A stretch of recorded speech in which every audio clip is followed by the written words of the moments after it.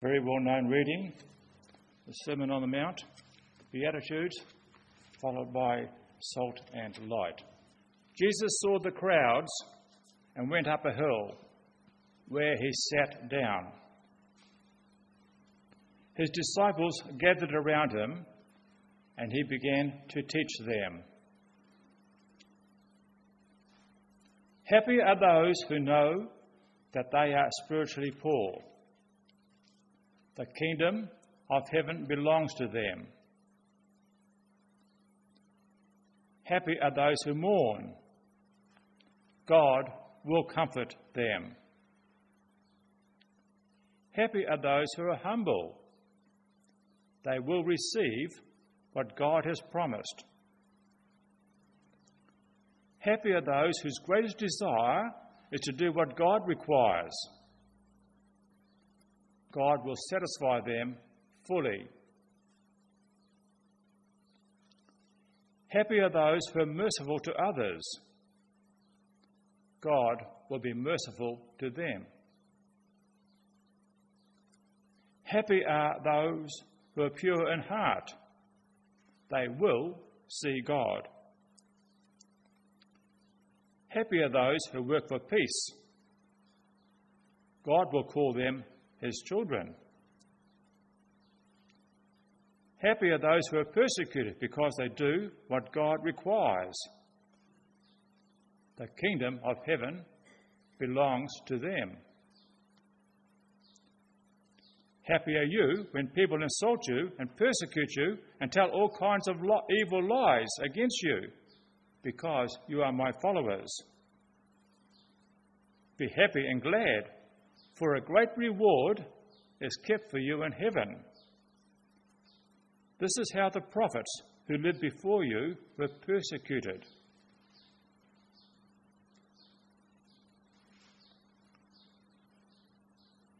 You are like salt for the whole human race. But if salt loses its saltiness, there is no way to make it salty again. It has become worthless, so it is thrown out and people trample on it. You are like light for the whole world. A city built on a hill cannot be hid. No one lights a lamp and puts it under a bowl. Instead, it is put on the lampstand, where it gives light for everyone in the house.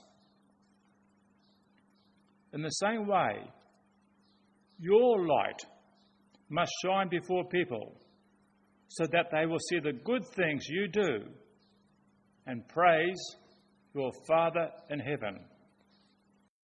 You may have already guessed that the theme of today's service is light, and I'm hoping that everyone sitting in front of me has got a little tea-light candle in their hand. Probably the words have come off now from the sweat on your hands. Is there anyone without a light? Because if you haven't got one, I'm sure there will be more in the basket as you go out. Please make sure that you take it home, because it's later on you'll see the significance of it. And while we're talking of those little tea light candles, is there anyone, you'll have to get it out now because you have to look on the bottom, is there someone who's got the reference Matthew 5:14-16 written in red felt? By my fair hand, I did it 80 times. There were 80 candles. Has anyone got that one? Must have. Have you got it, Ian? You're lucky. You get the last Christmas candle I've got. I thought I'd give a prize. Bless you. There you go.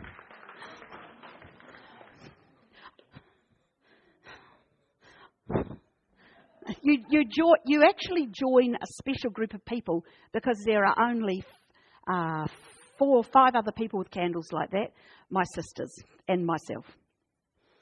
Right. So today's reading was from Matthew 5:1-16. It's called the Sermon on the Mount, and it is, in effect, Jesus' inaugural address explaining what he means and what he expects of members of his kingdom. So we're going to be unpacking some verses, and I smiled when I wrote that because when I was teaching, I used to love teaching reading and literacy, all that sort of stuff. And I used to say to the kids, we're going to unpack one paragraph of this and we're going to look at what it means. We're going to look at depth at the word so you get a real sense of meaning out of a small part of a whole. So that's what we're going to do today. We're going to unpack verses 14 to 16 so that we've all got a clear understanding of what Jesus meant and his expectations for us. So I'm going to read it again for you. You are the light of the world. A town built on a hill cannot be hidden. Neither do people light a lamp and put it under a bowl or a bushel in the old version. Instead, they put it on its stand and it gives light to everyone in the house. In the same way, let your light shine before others, that they may see your good deeds and glorify your Father in heaven. Now, the tea light that you've got in front of you has got 4 words written around it, and that's what we're going to look closely at.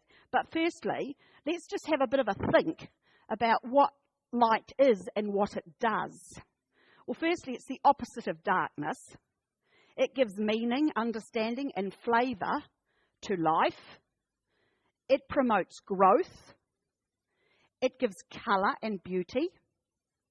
It gives ambience, and it creates an atmosphere and an environment. Light is used as a guide, and it's also used as a signal. Think of lighthouses. Light penetrates darkness to expose evil and error. Light is also used to prevent crime. If you think of security lights, well, try to, you know what I mean. Light does not exist for its own glory, but to brighten up the world. Light also takes away the fear of the unknown. And it's the means of lighting or igniting a spark. Jesus said, you are the light of the world. Now, he's talking to all of us. Not, well, you might feel like being light of the world today. Or it's okay, you know, it just, if you're in the mood for it, you're the light of the world. Or he didn't say, when you're in church, you're the light of the world. Or if you're having a great day, you're the light of the world, but the other days, don't worry about it. No, he said, you are, we are, right now, right at this moment, and in the future, we are the light of the world. He also said in John 18:12, I am the light of the world. Whoever follows me will never walk in darkness, but have the light of life. And I was so thrilled that Louise chose that last song. Thank you, Louise. We reflect the light that comes from him so that we too are the light of the world. But what kind of light are we supposed to be? We're to be like a city set on a hill so our light cannot be hidden. And in one of the references I read, it said, I haven't been there, but they said Las Vegas is set on a hill and you can't miss it. Lots of cities are set on hills. Verse 15, neither do people light a lamp and put it under a bowl or a bushel. We are not to hide our light. Now, I researched that phrase and found out that a bushel was actually a container for measuring dry goods, like grain or peas. And typically it was a wooden bucket with about 8 gallons of capacity. But in Hebrew homes, it was about 1.5 gallons. So we are to share the light with everyone. We are to be a beacon of hope, and we are to make a difference in this world. So the first word you can look at on your little thing is glow, because we are to glow. People are to see the shining, not the lamp. We not only have received the light of the gospel of Christ, but we're to become reflectors of it, like the moon is a reflector of the sun. The world must see God in us and through us. So how do we shine our lights?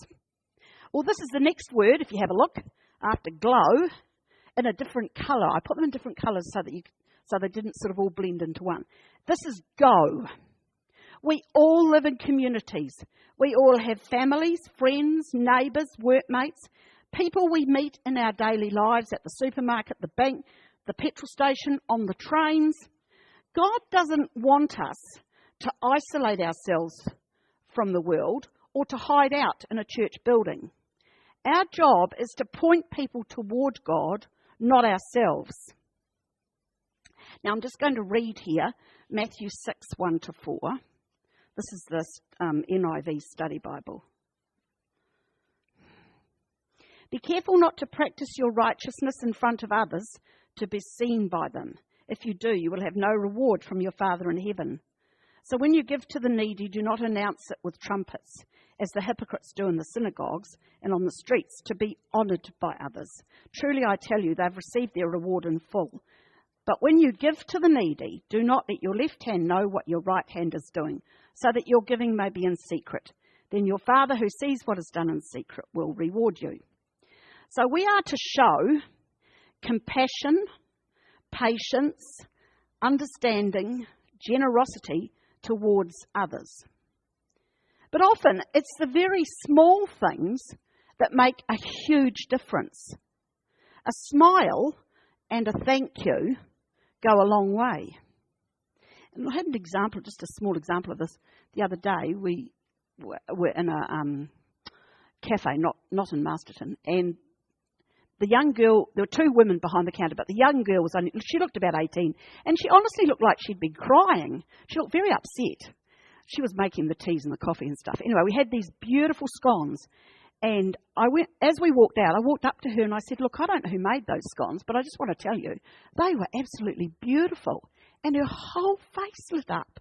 Honestly, it was like, she smiled and she looked so good, and I thought, it doesn't take much just to say thank you. You know, you did a good job. Acknowledge it. Have you seen that movie, Pay It Forward? Has anyone seen that movie? Want to put your hand up if you've seen Pay It Forward? It's worth seeing. It's well worth watching. What will it cost us? Well, this is the give. So we've got to glow in the world. We've got to go out into the world, and we have to give. It cost Jesus something. He left heaven to become a servant and die on the cross for us. If it cost Jesus, well, it's going to cost us. It will cost us time in prayer. We want others to know Jesus, so we have to pray for them and ask God how we can be lights for them. It takes time to make that phone call we know we should make. It takes time to visit someone who needs encouragement. I spoke about this with a dear friend of mine. And we talked about the fact that sometimes God's Spirit prompts us to do something for him, something unexpected. He wants us to be a blessing to others, and in return, we will know that we're a blessing because we're blessed because we know we've done what was asked of us. And this friend said to me, you know, if we don't do it, if we're prompted to do something and we don't do it for whatever reason, well, maybe he won't ask us again. Or he might prompt someone else to do it. And I've got written here, relate incident in Pack and Save. Now, I'm a bit loath to relate this after what I've just read you in the Bible about letting the left hand, not letting the right hand know what the left hand's doing, or the left hand what the right hand's doing. You've got to keep it quiet. I haven't shared this with anyone, not even my husband. But it was, God prompted me to do something that I've never done in my life before. I was quite gobsmacked. But what happened was I was in Pack and Save just before Christmas, and they were busy, obviously. There were two women in front of me. We're at the checkout. There's a woman in the middle. I'm here, and they're dealing with the first woman.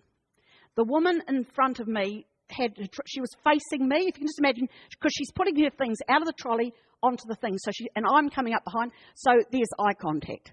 She was about my age. She could have been a bit older, but she looked worn. She looked like she'd had a hard life, actually. And so we just sort of made a bit of eye contact, and then she said to me, oh, it's a bother when you've only got $23, you know, and things are so expensive. And I said yes, and I was so grateful that I only had a few things in my trolley. It wasn't like I had mountains, because I only had a few things, and they weren't exciting things anyway. And she certainly didn't have anything exciting in her trolley at all. So that went up onto the thing, and she went through. She started putting the stuff through the till, the computer. And then I heard the woman say, "Oh, stop there, because it's going to go over $23. And there were 4 little things left, on the space. And I'm still watching. And God said to me, "Marion, you've got to pay for them." So I said, because she said, "Put them back." And I said, "No, don't put them back. Please don't put them back. I will pay for the 4 things in front of me. Just put them onto my total." Well, the woman was absolutely gobsmacked.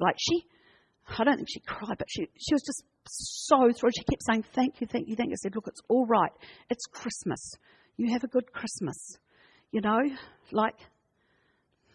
Yeah.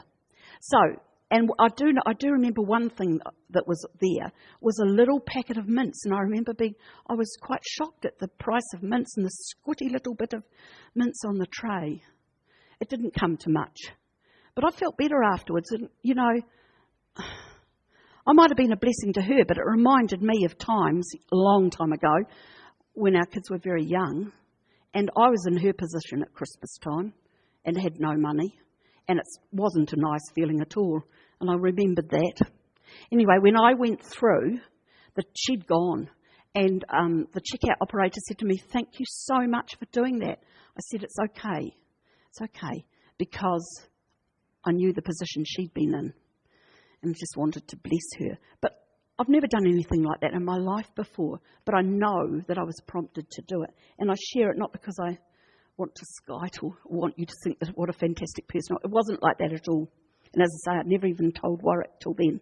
But what are the outcomes of our giving? It says in verse 16 that they may see your good deeds and glorify your Father in heaven. So that's the last word on your candle.